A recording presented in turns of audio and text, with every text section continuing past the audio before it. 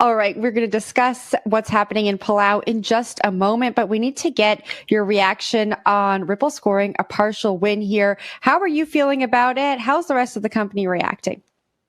I think we're all feeling great. We think it's a major victory for not just for Ripple, but also for the industry.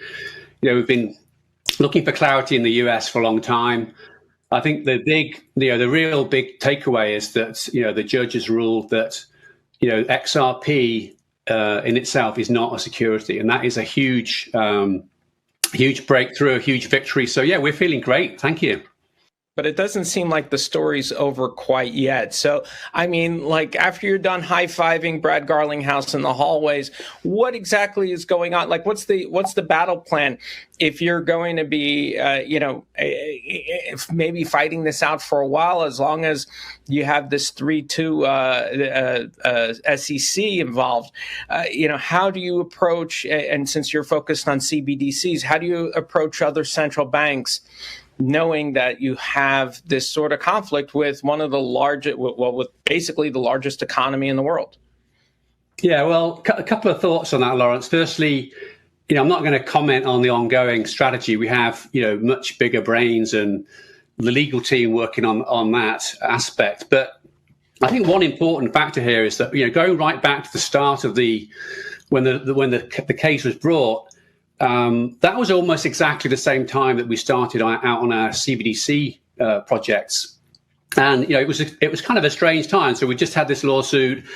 We also had COVID kicking in, and despite all those things, we were able to get this business off the ground.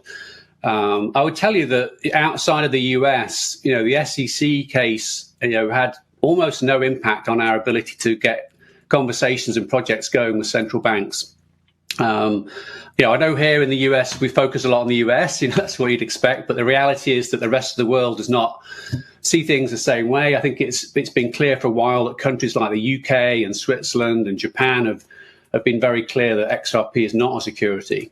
So anyway, moving on to the CBDC side, it's not really been an impediment. Since we started 2.5 years ago on this project, We've announced 5 different countries that are working with us. We have a similar number that are not announced, and then we have 20 plus other active discussions underway. So from my point of view, it's great that we've got this victory.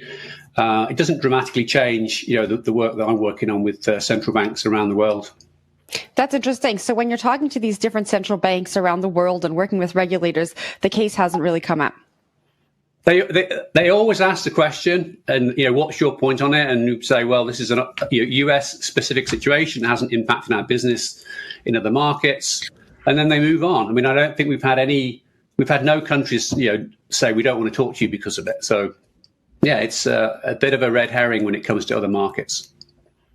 All right, let's turn to Palau. So the country consists of 340 islands, or actually more. It's in the Pacific Ocean and is running a trial of a stable coin linked to the US dollar. Talk to us about launching this program.